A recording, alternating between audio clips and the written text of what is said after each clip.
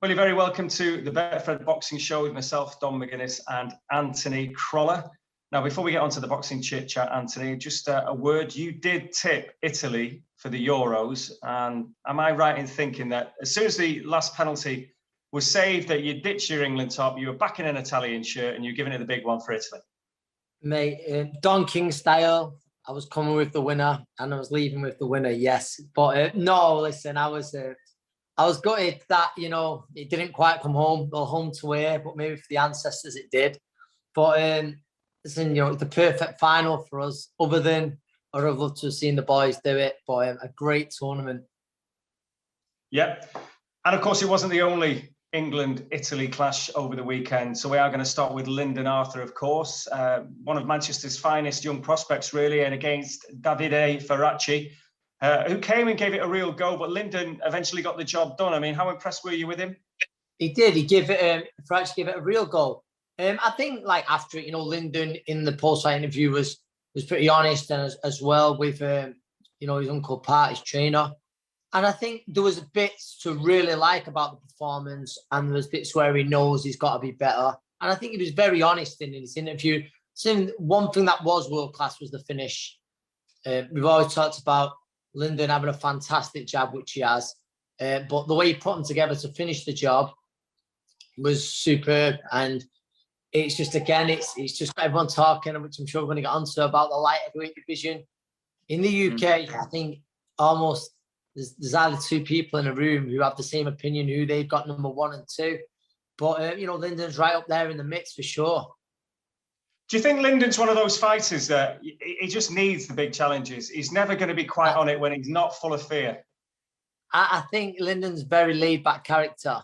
And I think he probably will help. Certainly did, with the Hardy fight, to have that bit of fear.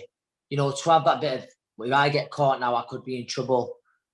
So I think, those kind of fights, it's promising for the likes of, well, he's already fought Yard, but, your CJ, your Callum Johnson, your Joshua Boatser, because he knows if he's too laid back with them and gets hit with the shots he did Saturday, it could be very different. So I think you see a better Lyndon Arthur, the better the opponent.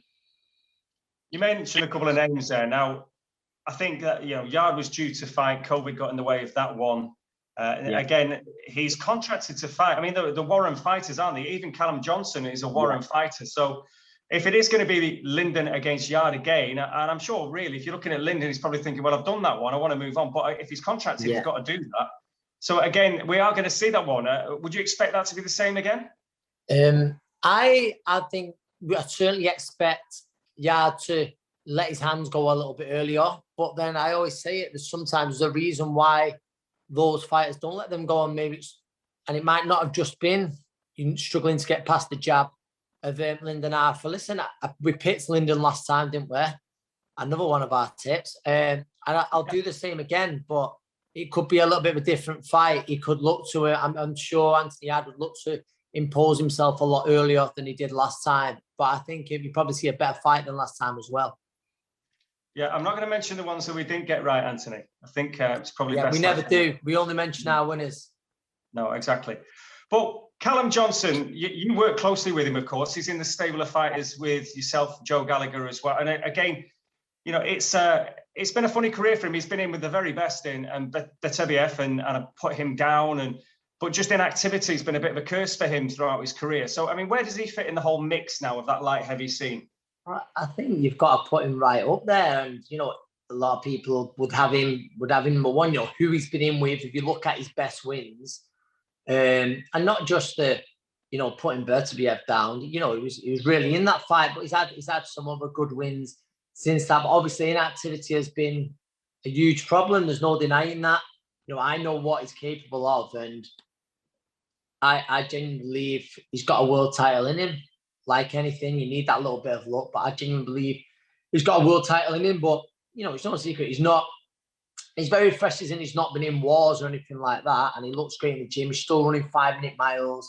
He's an athlete. However, age isn't on his side. So he wants the shot as soon as he can get it, really. But like I just mentioned then, there's Lyndon who might have something to say about that. He's got a great ranking with the WBO. Obviously, Anthony Yard. That looks like it's going to happen again. and you'd expect the winner of that certainly to be made mandatory. So I'm not sure what's happening in the meantime. Then obviously we've got other fighters in the division as well. Joshua Braxley certainly plays a role in it. He's got a fantastic fight coming up against the guy who I know well. I think we spoke about against the Lotnicks. But yeah, as for Callum Johnson, he just wants his chance, and he's willing to fight, like literally is willing to fight any one of them. Just some incredibly sad news concerning a light heavyweight who he only had 2 fights, but Seb Eubank, it was shocking news, of course, and he had a couple of fights in the Northwest, one in Manchester, one in Oldham.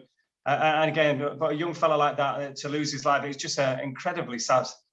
Yeah, thoughts and prayers with the whole Eubank family, all his friends. Heartbreaking news. You know, he had a son who was 1 month old. His partner released a statement last night. It's very, you know, life can be cruel at times. And Seb was a good lad. He was a good lad, and all I was going to say is, you know, we hope he rests in peace. Yeah. Now, the light heavyweight scene, as we're discussing there, has got great names in it. Obviously, domestically, we're talking about Callum Johnson. But Callum Johnson has also stressed an interest in dropping down to super middleweight, which, again, you look at him, he's of stocky build. He's fairly short, but again, he looks right at light heavy. But if he could make super middleweight, does that open other doors for him? He seems. Oh, of course it does. He genuinely thinks he can do it. And but I think one thing, I always say there's one thing making a weight and then performing at it. So that's something that obviously we'd have to line up. We can't, you know, at light heavyweight, he takes a good shot. He certainly gives a good shot. But if he could do that at super middleweight, he'd be a real force because he carries class power, genuine world-class power at the weight above. So if you can take that down with him, it becomes a problem for absolutely anyone. Well, speaking of super middleweights as well, there's well, the British, Commonwealth, European champion is a very interesting guy.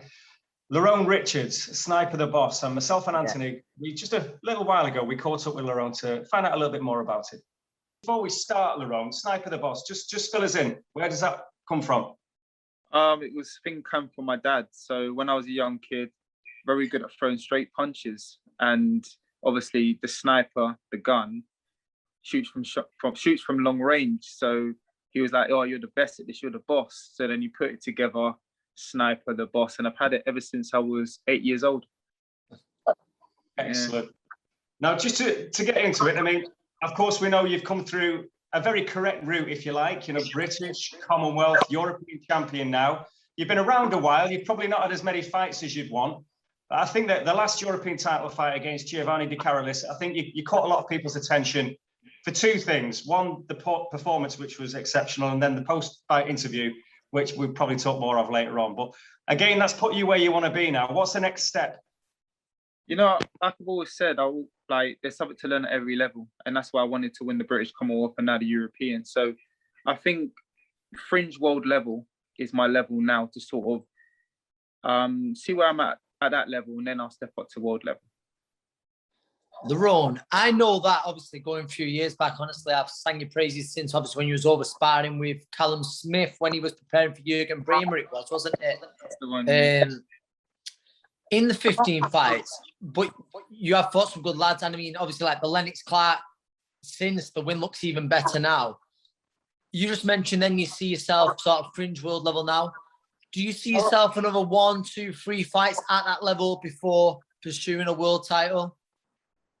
You know, everything's timing. I just feel like I've only had 15 fights, so I've still got a lot to learn, got a lot of experience to sort of gain. When it comes to skill set, I know that I can operate at that level. But, you know, when it comes to that experience, you know yourself, you know, it does play a part at that level. Yeah. So just take it one step at a time so that when I get there, I'm not just challenging for a world title, because I can challenge for a title within my next 2 fights, no problem.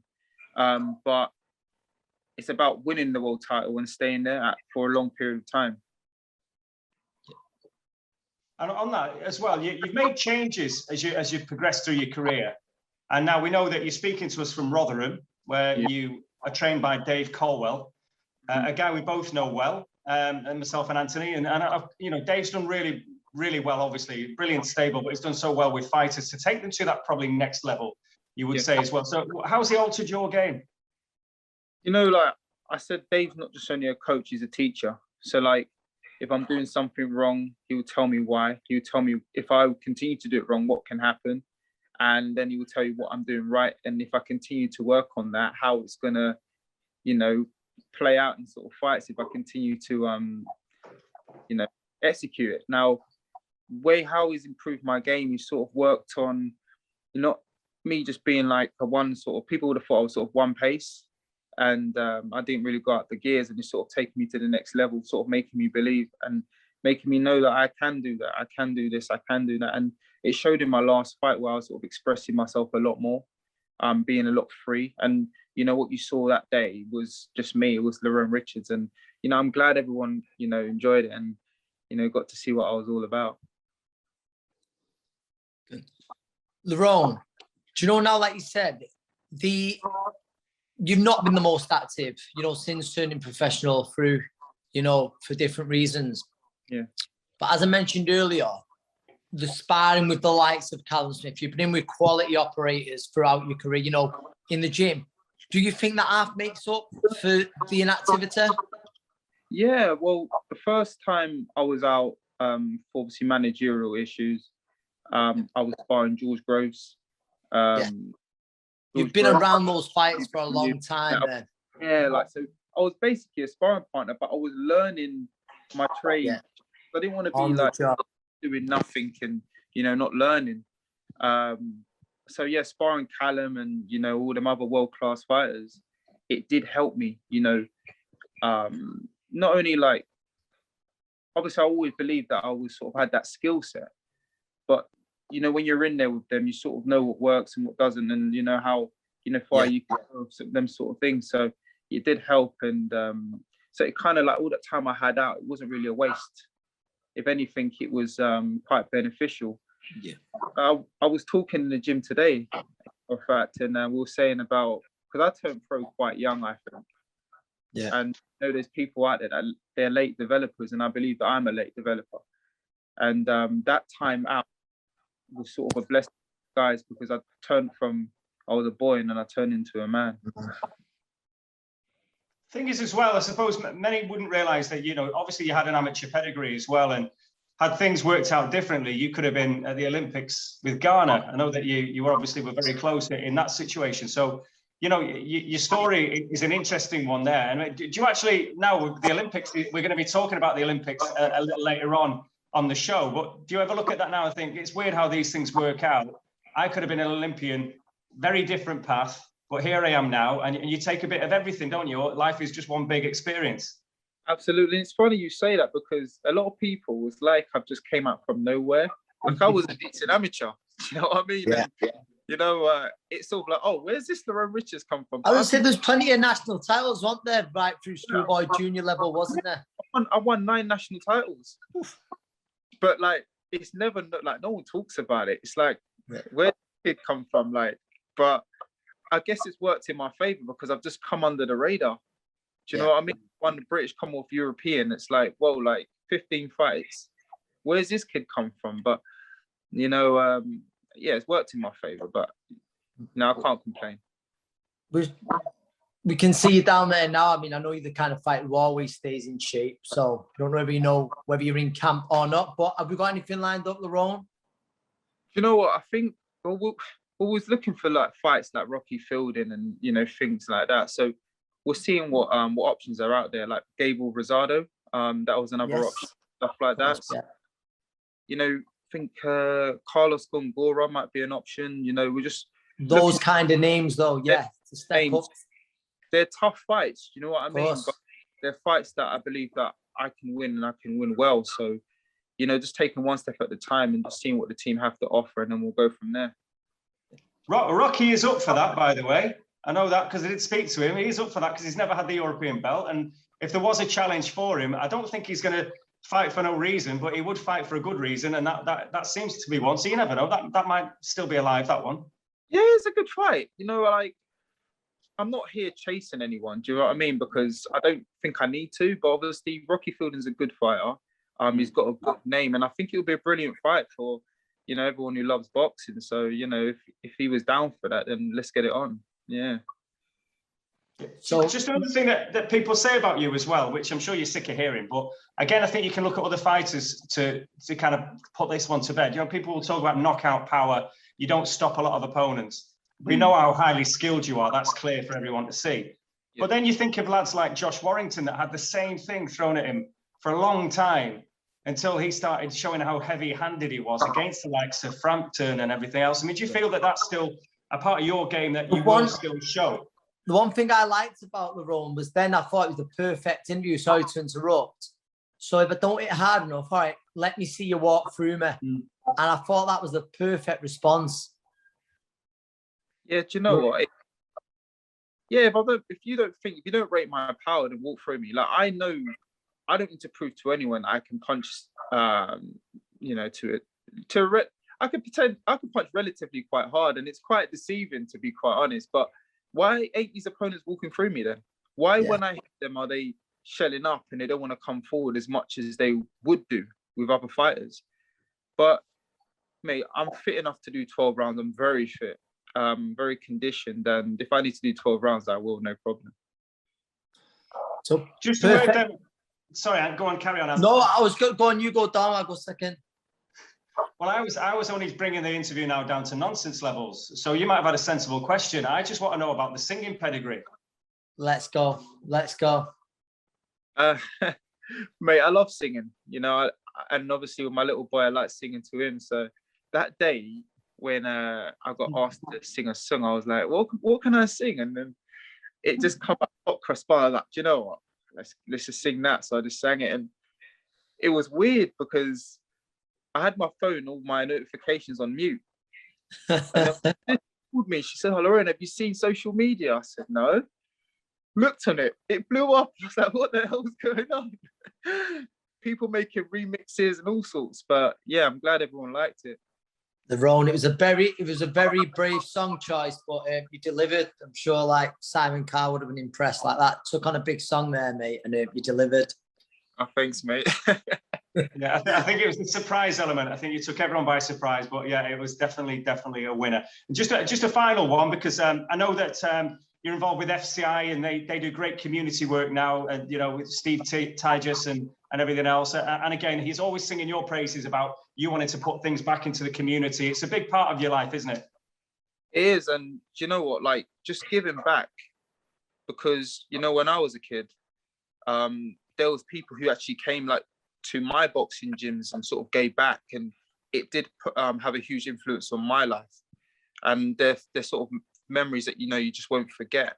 So it's good that Steve, you know, does that, and me, I always want to be a part of that. So any opportunity that I get, you know, I'm always up for it. Brilliant. Well, listen, all the best. Hopefully you get those fight dates soon. We look forward to the fight and to the post-fight interview as well. So all the very best, Lerrone. Take it easy. I appreciate it. Thank you. Lerrone, take care, man. Well, Lerrone Richards, I mean, he really is a fabulous character, Ant, isn't he? He's he's a great lad, great character. Sport needs fighters like him, people like him. Like I said, I've been a big Lerrone Richards fan for years. I think you heard me say in the interview. I remember him coming down to spar with Callum Smith. Obviously very inexperienced, but he mentions as well what he'd done as an amateur national title. And it's like, got about him, but I think a lot of it was done at junior level, but very, very talented fighter, very talented. Yeah, and could have gone to the Olympics. More of that to come, of course. But we are going to move up a little bit to the heavyweight division because, as always seems to be the case, there's always drama, whether it's in the ring or out of the ring. It tends to be more out of the ring these days than in the ring. And again, the Fury-Wilder fight, of course, COVID has now scuppered that one. It's left everything a little bit up in the air again with future plans because, of course, Joshua and Usyk are due to fight at the end of September at the Tottenham Stadium. But we're further away than ever, it would seem, Anthony, to the fight that we all thought we were going to get just a couple of months ago, Fury-Joshua. Yes, we are. We are now, obviously. Fury-Wilder 3 has got to be rescheduled. There's talk of October. Obviously, Usyk, we've talked about Joshua Usyk a few times. That's no foregone conclusion. Very tough fight. But yeah, at the minute, I think let's not even talk about it. Let's not talk about it. Both fighters have got, you know, tough fights ahead of him. Well, one of them, Fury-Wilder 3, obviously has got to be rescheduled. So at the very earliest, you'd sort of think maybe early next year, maybe spring next year. It's a while off. Does it get to a point, and this is very simplistic, but when talk is going to come in now about mandatories eventually, and this, that, and the other, and the belts, and this, that, and the other, is there ever a situation where I'm being completely green and naive that the two main characters, Fury and Joshua, just say, do you know what, let's just sack everything and get a fight on? I don't know if you're being, so it might have to come down to that, though. It might have to come down to that because mandatories will be due again. You know, it's not the other fighters' problem that, you know, injuries have occurred or COVID, and whoever's representing those fighters are only doing their job as managers, agents, to make sure that they do the best for their fighters. So I think that's what it might have to come down to. It might have to come down to that before another mandatory is put in the way or something like that. But I think it's the John Fury school of thinking, isn't it? Yeah, it is. It is. I think if everyone listened to Big John, I think there'd be a great chance this would be happening. But I think it's one of them. A few people like, oh, you're being negative. I'm not, but I just knew how the problems that were standing in the way. You know, originally when there seemed to be an announcement for an announcement, you know, regarding the fight, and I knew there was a lot that needed to be done still. I don't mean like, oh, I'm in the know-how, but it was sort of common sense. And if anything did fall through, there was always going to be problems with mandatories. Yeah. So we're still in the dark on that one, but of course, hopefully anyway, there will be a couple of good fights to look forward to. Bit delayed, but Fury Wilder 3, Joshua Usyk, which is a fascinating one. And of course, there are under that elite rung, there are some great heavyweights knocking about. Yeah. And obviously, Joe Joyce is going to be in action that we'll talk about next week. I'll sack him, yeah. Yeah, but of course, there was a big fight stateside over the weekend. There is a big fight stateside coming up this weekend, I should say. And Jamal Charlo's taking on Brian Castano. And this is a really engaging one as well. When you look at the two characters, what they both bring, there's the all-action Argentinian in Castano, who's got one draw. That's the only blip. He's unbeaten against Charlo, who avenged the only loss. He's more seasoned, more experienced. It's in Texas, which is Charlo's home state, but Castano's a road warrior, couldn't care less. I mean, it's a fascinating one with all the belts on the line as well. Yeah, everything on the line. And I think Charlo is always, you don't want to be sort of disrespectful because he's a fantastic fighter in his own right, but he's looking to put the marker down for the Canelo fight. Let's be realistic. If not the Canelo fight, a Triple G fight. Obviously, there's talk of Canelo possibly fighting Caleb Plant.